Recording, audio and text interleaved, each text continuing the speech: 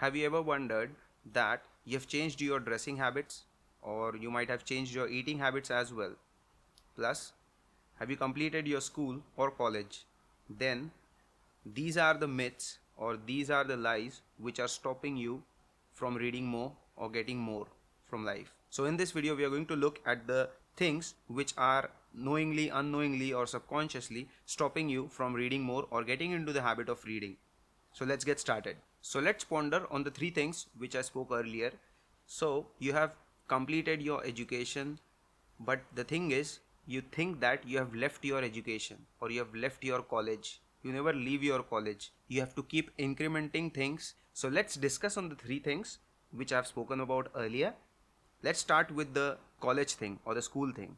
So once we are graduated or once we finish our schooling, we always say that I left college at so and so date or I left school at so and so date.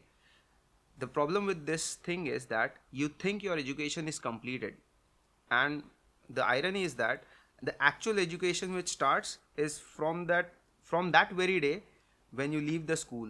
And actually you don't leave the school or college, you leave the building, and then your actual education starts, because your life starts from there.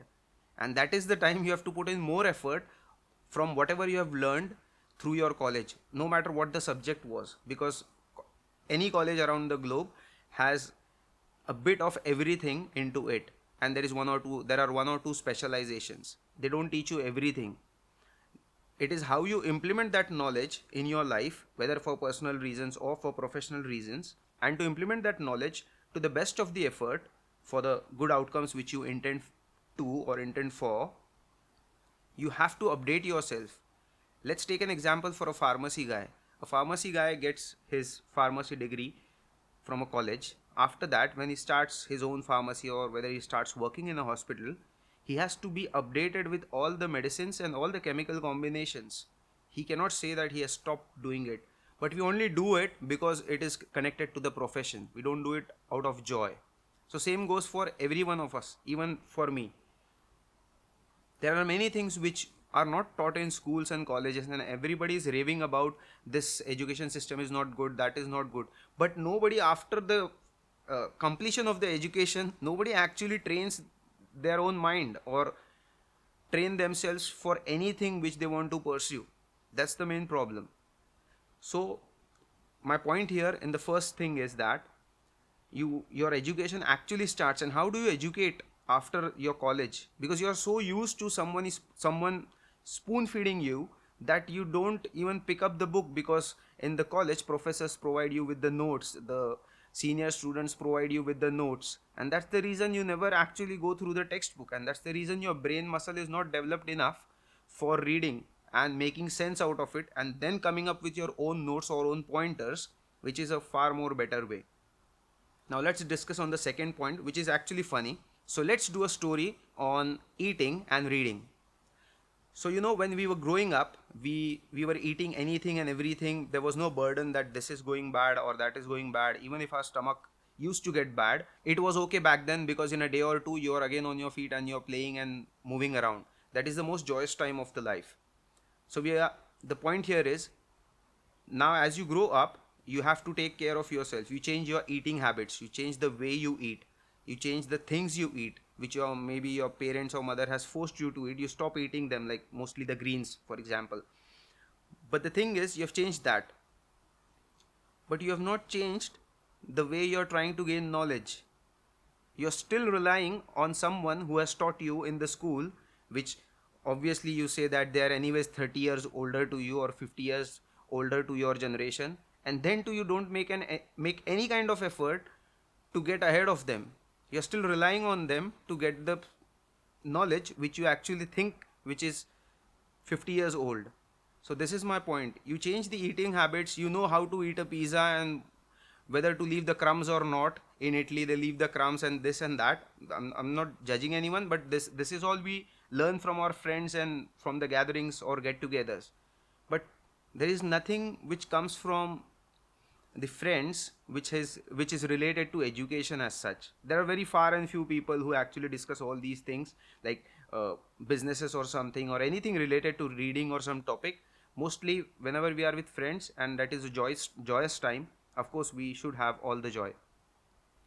Now the second point I have is, if you are able to change your eating habits based on what your likes and dislikes are, then you should also change your habits related to reading. It is that simple. There's nothing as such which is magical, which is magically going to happen at any point in time, because even the eating habits, you changed them because you liked something, you did not like something, you wanted to eat something else and you started eating it because you have the control now, your parents cannot force it onto you, and that's the reason you changed.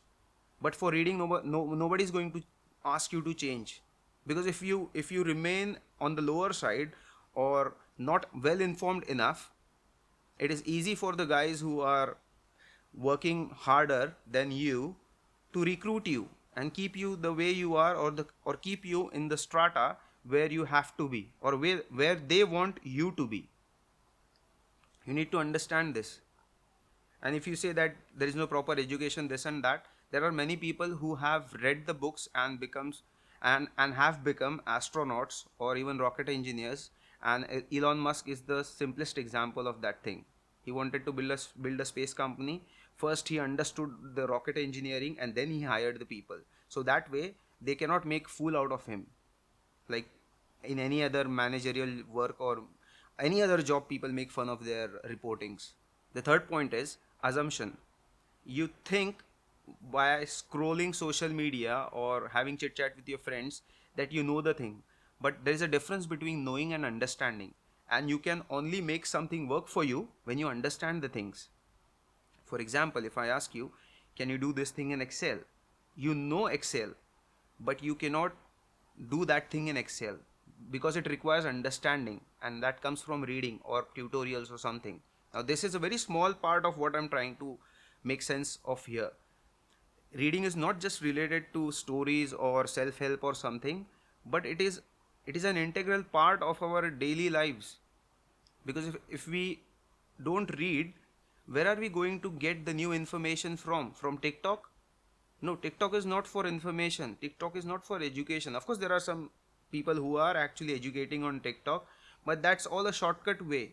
You will learn that trick, but you will never understand the effort behind that trick, and you will also forget those tricks, because unless you pass through the experience or the pain of having or understanding that thing, you you won't recognize it, or you won't remember it or recollect it whenever it is required. Of course, when you repeat it for 10 times you will remember it, but in a general sense it will take like 10 years or 5 years.